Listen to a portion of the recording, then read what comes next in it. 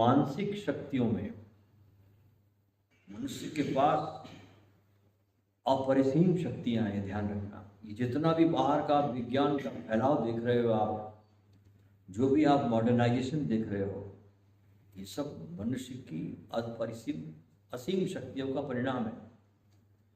कि आज आदमी चांद पे चला गया, आज आदमी मंगल की तलाश में जा रहा है, कल बृहस्पति पे जाएगा, ये सब मानसिक शक्तियां हैं।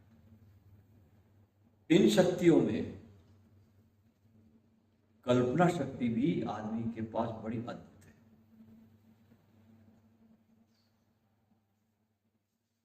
और अभ्यास से ये कल्पना शक्ति आपकी बहुत ज्यादा बढ़ भी सकती है।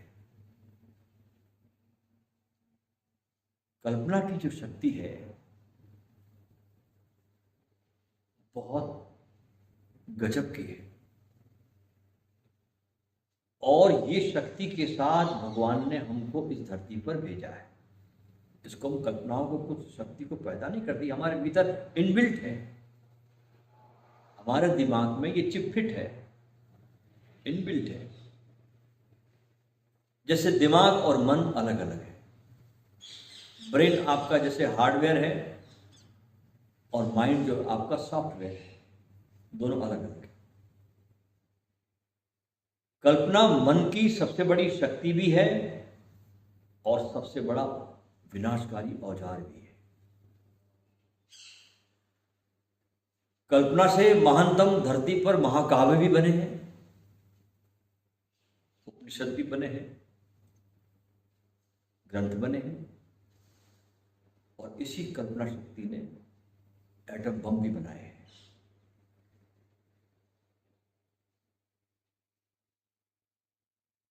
कल्पना के कारण विक्षिप्त हिटलर भी बना, माओ मुसोलिनी भी बने। जैसी कल्पनाएं की थी इन्होंने, वो कल्पनाएं इनकी साकार हुई। इसी कल्पना से टीवी बने, मोबाइल उपग्रह बने, और इसी कल्पना से घातक अस्त्र शस्त्र दुनिया में औजार भी बने। कल्पना ने हर असंभव को संभव बनाया है। कल्पना अगर बहुत गहरे तल पर आपके भीतर पहुंच जाए तो सत्य हो जाती है। यदि आप बीमार हो और आप महसूस करो कि मैं स्वस्थ हो रहा हूं, मैं स्वस्थ हो रहा हूं, मैं स्वस्थ हो रहा हूं, तो आप ताज्जुब करोगे कि आपकी इस कल्पना शक्ति से आप स्वस्थ होने लगते हो।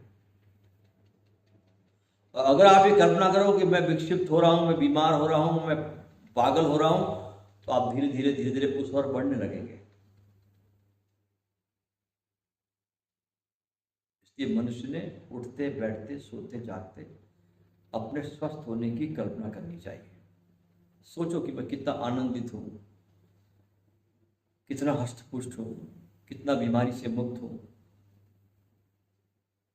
अगर किसी कुरूप आदमी को भी कुछ लोग सुंदर कहना शुरू कर दे तो आदमी सुंदर बन जाएगा, क्योंकि उसकी मान्यता आ जाएगी कि सुंदर हो। जैसे किसी बच्चे को कोई माँ बाप अगर बार बार घर में कह देगी तो कितना मंद बुद्धि है, कितना मंद बुद्धि है, तेरे पास बुद्धि नहीं है, तो बच्चा धीरे धीरे वैसा हो जाएगा। अगर किसी मूर्ख को आप कह दो कि वाह कितने बुद्धिमान हैं आप, तो बुद्धिमान होना शुरू हो जाएगा। वो अपने को मानने लगेगा कि मैं बुद्धिमान हूं, क्योंकि कल्पना की जो शक्ति है आपके पास, ये सीधे विश्व की शक्ति से जुड़ी है। आजकल दुनिया में बहुत प्रयोग चल रहे हैं हिप्नोसिस के, आत्म सुझाव के, ऑटो सजेशन के,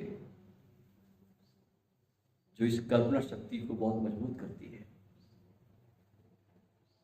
बड़े से बड़े आविष्कार इंसान के दिल में आए और कल्पना शक्ति के इस विचार ने उस बीज को वृक्ष में बदल दिया।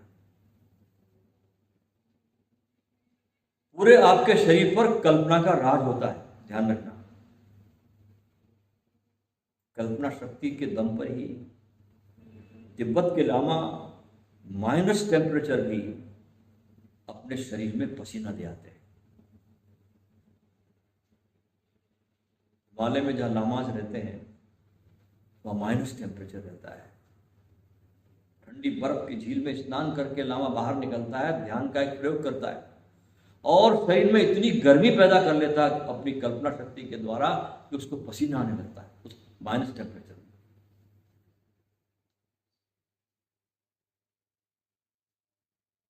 अगर आपके भीतर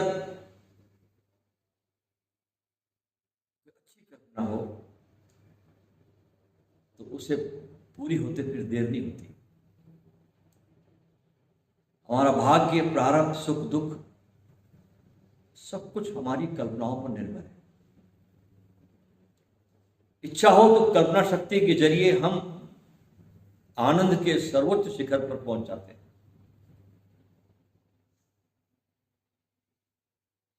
आज जो हम विधि करेंगे ये ऐसी एक कल्पना शक्ति का प्रयोग है। बहुत से ध्यान ऐसे हैं जो सदगुरु ने व्यक्तिगत मुलाकातों में बताए। 1972 में जब गुरुजी पूना में शिफ्ट हुए तो संध्या दर्शन का एक कार्यक्रम चलता था जिसमें वे साधकों से व्यक्तिगत रूप से मिलते थे और उस दौरान जैसा भी उन्हें उचित लगता था कोई न कोई एक नई ध्यान की विधि कभी कभी किसी को वो कहते थे करने के लिए। वो सब किताबें जो है वो दर्शन डायरी के नाम से पब्लिश हुई।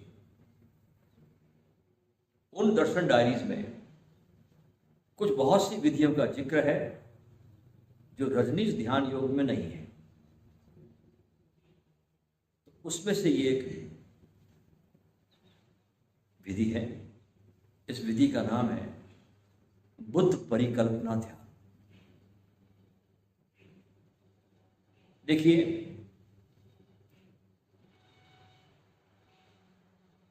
आपके शरीर में 7 चक्रों की कल्पना की जाती है, बात की जाती है। आपके शरीर में ईड़ा, पिंगला और सुषुम्ना, इन 3 नाड़ियों की बात की जाती है। सुषुम्ना का प्रारंभ बड़े हैरानी की बात है, ये हृदय चक्र से होता है ऊपर की तरफ, नीचे सुषुम्ना नहीं है।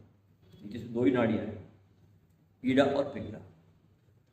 हृदय चक्र जब आपका जागृत होता है जिसको हम अनाहत चक्र कहते हैं, उस चक्र के जागने के बाद सुषुम्ना नाड़ी, आपकी सुषुम्ना सक्रिय हो जाती है। समझो कि वहां पर एक पॉइंट है, एक लॉक लगा हुआ है। जब आप अपने हृदय चक्र को जागृत करते हैं तो वहां से सड़ाक से फिर सुषुम्ना जागृत होती है जो आपके कंठ पर पहुंचती हुई, जिसको हम विशुद्ध चक्र कहते हैं, और फिर आज्ञा चक्र, फिर सहस्त्रार चक्र। तो हृदय चक्र से सुषुम्ना का प्रारंभ है, उसके पहले नहीं है।